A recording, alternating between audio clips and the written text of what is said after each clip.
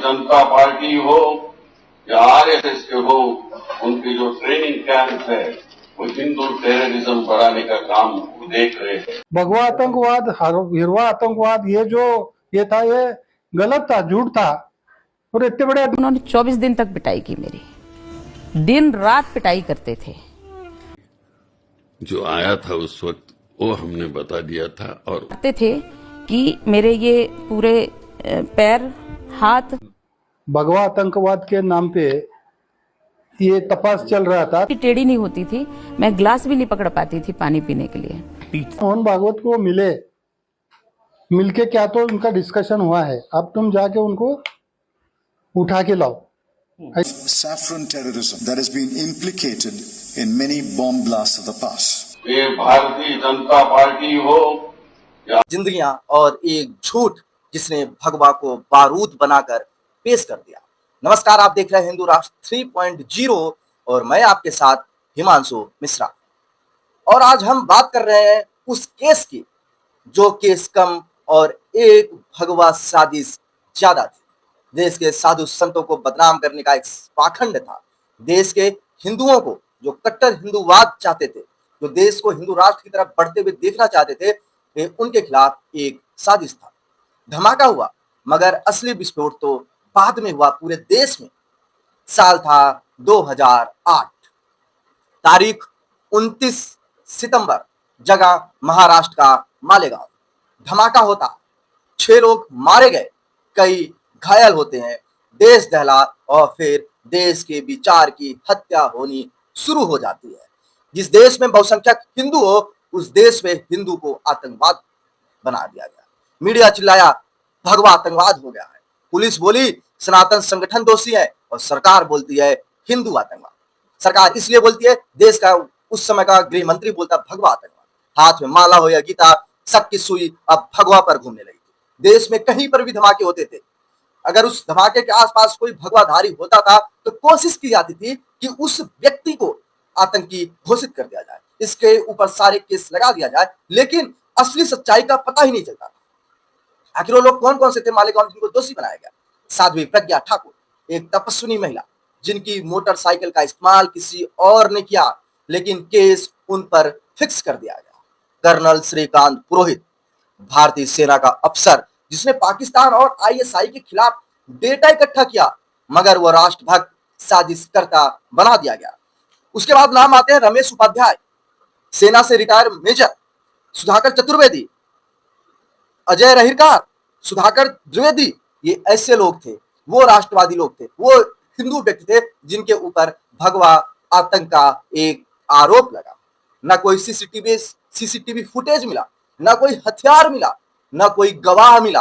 गवाह जितने भी हुए सब बारी बारी से अपने बयानों को बदले। सिर्फ एक चीज मिला, वो था agenda, agenda, agenda, agenda, agenda. वो एजेंडा जो हिंदू मतलब भगवे को आतंकी घोषित किया गया। आप सबको पता है, कुछ दिन पहले ही, 2-3 दिन पहले ही देश के गृह मंत्री कहते हैं कि हिंदू कभी आतंकवाद नहीं करता, मतलब हिंदू कभी आतंकी नहीं होता। जरा सोचिए, जब भी देश में चुनाव आता है तो हिंदू टेरर का भूत निकाल दिया जाता था। जब भी कोई आतंकी हमला होता था हिंदुओं ने किया। आपको पता है, देश में लोकसभा में विपक्ष के नेता राहुल गांधी कहते हैं हिंदू मतलब हिंसक, हिंसा मतलब हिंदू।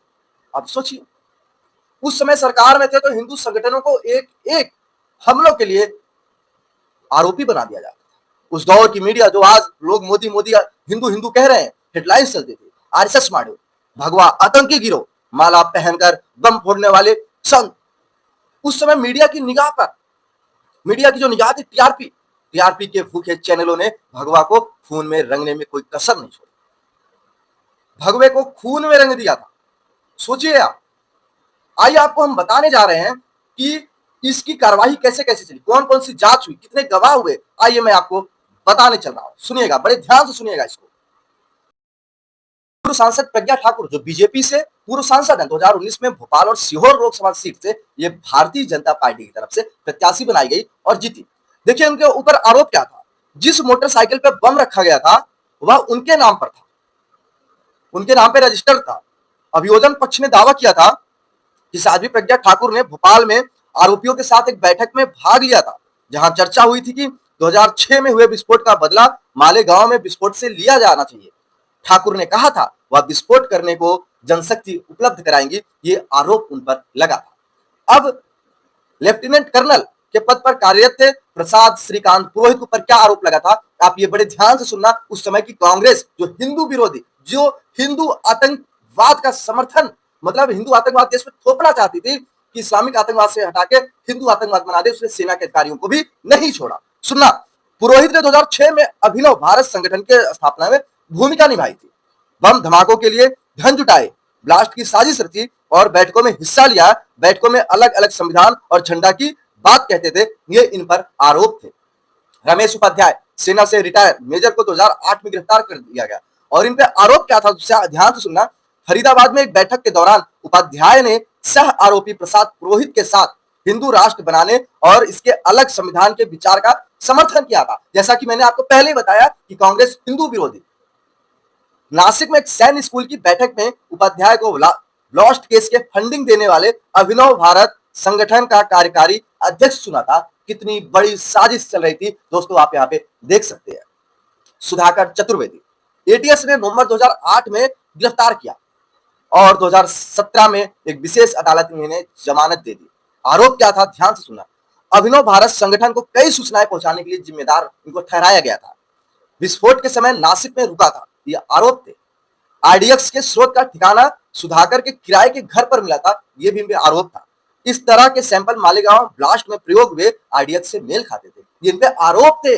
अब सुनना, अजय रहीरकार पे एटीएस ने इन्हें नवंबर 2008 में गिरफ्तार किया। 11 नवंबर 2011 से जमानत पर ये बाहर है। आरोप क्या है ये सुनना है आपको। आरोप ये है अभिनव भारत संगठन का गठन 2006 में उनके घर में हुआ था और वे इस संगठन के कोषाध्यक्ष रहे। साजिश से जुड़ी बैठकों में शामिल हुए, अभिनव भारत के जरिए धमाकों के लिए फंड जुटाने में लगे रहे। अब सातवां, सुधाकर द्विवेदी के ऊपर क्या आरोप लगा, आप ये बड़े ध्यान से सुनना। इनके पास जो लैपटॉप जब्त किया गया था उनमें बाकी आरोपियों के साथ जो बैठक हुई उसके कई ऑडियो और वीडियो रिकॉर्डिंग्स मौजूद थी। एटीएस ने उसके और उस अन्य आरोपी के आवाज को सैंपल के जरिए बैठक में उन सभी की मौजूदगी का दावा किया था। आप सोचिए कितनी बड़ी साजिश रची जा रही थी कि हिंदू और खासकर सेना के लोगों को हिंदू आतंकवादी घोषित कर दिया जाए। जांच कैसे चली थी आपको यह भी जानना बहुत जरूरी है। जांच ऐसे चली, 29 सितंबर 2008 को मालेगांव में बम विस्फोट होता है, जिसमें 6 मरे, 101 घायल होते हैं। 23 अक्टूबर एटीएस ने मामले में पहली गिरफ्तारी की, प्रज्ञा ठाकुर समेत 3 लोगों को गिरफ्तार कर लिए थे। 5 नवंबर को लेफ्टिनेंट कर्नल प्रसाद पुरोहित को गिरफ्तार करते हैं। 20 जनवरी 2009 को एटीएस ने 11 लोगों के खिलाफ आरोप पत्र दाखिल किया। 13 अप्रैल 2011 को एनआईए ने मामले को अपने हाथ में लिया और 13 मई 2016 को एनआईए ने विशेष अदालत में आरोप पत्र दाखिल किए। 2017 में साल के अंत तक सभी गिरफ्तार आरोपियों को जमानत मिल गई। इतने सालों के बाद उन्हें न्याय मिला, आखिर इसका जिम्मेदार कौन है? अब 323 लोगों की गवाही होती है। 3 दिसंबर 2018 पहले गवाह की गवाही के साथ मुकदमा शुरू होता है, ध्यान से सुनना। फिर 14 सितंबर 2023 अभियोजन पक्ष के 323 गवाहों की गवाही होती है और 12 अगस्त 2024 धारा 313 के तहत अभियुक्तों के अंतिम बयान दर्ज किए जाते हैं। 19 अप्रैल 2025 विशेष अदालत ने फैसले की सुनवाई बंद कर दी। 31 जुलाई विशेष एनआईए कोर्ट ने सभी आरोपियों को बरी कर दिया।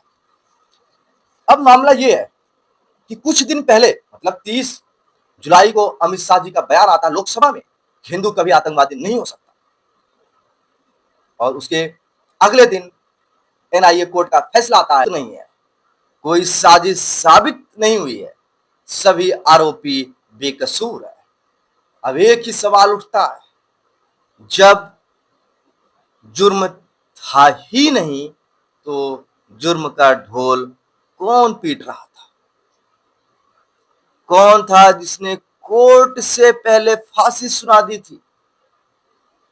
किसने भगवा पहनने वाले को अपराधी बना दिया था? जो भगवे की बात करेगा वो अपराधी है। किसने सेना के अफसर को आईएसआई एजेंट बताने की हिम्मत की थी? आखिर वो लोग कौन से लोग थे? क्या कांग्रेस माफी मांगेगी? क्या उस समय कांग्रेस के मंत्रिमंडल में शामिल लोग माफी मांगेंगे? क्या सुशील कुमार शिंदे खुलेआम मंचों पे आके माफी मांगेंगे? अब सवाल पूछने का समय है, चुप रहने का समय नहीं है। क्या अब एनआईए से कोई पूछेगा इतने साल केस को क्यों लटकाया? किसके इशारों पे लटकाया था? किसके इशारों पे ये सब कांड हुआ था? क्या कांग्रेस पार्टी अब माफी मांगेगी जिन्होंने भगवा आतंकवाद शब्द गढ़ा? क्या सेक्युलरिज्म के नाम पर हिंदू फोबिया फैलाने वालों पर कोई केस चलेगा?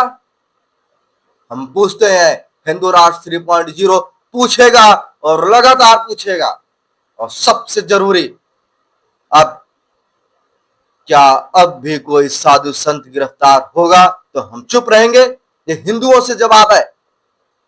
यह सवाल पूछोगे, तथ्य क्या है, क्यों गिरफ्तार हुए हैं हमारे साधु संत? नहीं पूछोगे तुम, क्योंकि तुम्हें डर लगता है, क्योंकि सिर्फ तुम कमाने और खाने के लिए धरती पे आए हो। जिस दिन राष्ट्र के लिए आवाज उठाना शुरू कर दोगे, अपने हित को पीछे छोड़ोगे, उस दिन हिंदू राष्ट्र बन जाएगा। ये सिर्फ 7 लोग नहीं थे, ये 130 करोड़ लोगों को चेतावनी थी।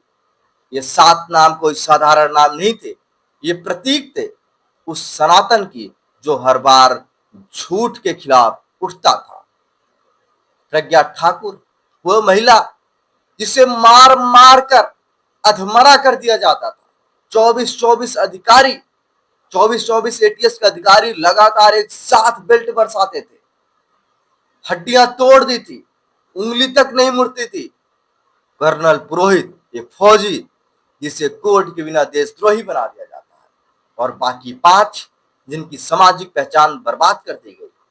आज भले ही अदालत इन्हें बेकसूर घोषित किया हो, लेकिन ये पिछले 17 साल से समाज की नजरों में एक आतंकी और एक गुनाहगार के रूप में बने थे।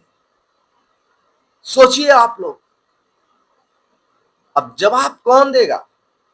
जो इनके 17 साल बर्बाद हुए हैं, इसका जिम्मेदार कौन? क्या उन मीडिया हाउसों पर मुकदमा चलेगा जिन्होंने हेडलाइन से पूरी टीवी की हेडलाइन से पूरी स्क्रीन सजा दी थी कि हिंदू आतंकवाद, हिंदू आतंकवाद, हिंदू आतंकवाद, भगवा आतंकवाद, भगवा आतंकवाद? क्या उन मीडिया हाउसों पर मुकदमा चलेगा? क्या वो नेता झुकेंगे जिन्होंने हिंदू टेरर से अपनी रोटियां सेकी? और क्या देश की जनता जानेगी कि धार्मिक पहनावे से चरित्र नहीं बनता और भगवा कभी दाग नहीं होता? क्या देश की जनता जानेगी धार्मिक पहनावे से चरित्र नहीं बनता और भगवा कभी दाग नहीं होता? मैं हूं हिमांशु मिश्रा। ये था हिंदू राष्ट्र 3.0 का एक विशेष विश्लेषण, जो देश के हर हिंदुओं को देखना चाहिए, और जहां हम भगवा को सिर्फ एक रंग नहीं, एक चेतावनी, एक सवाल और एक जवाबदारी मानते हैं। नमस्कार।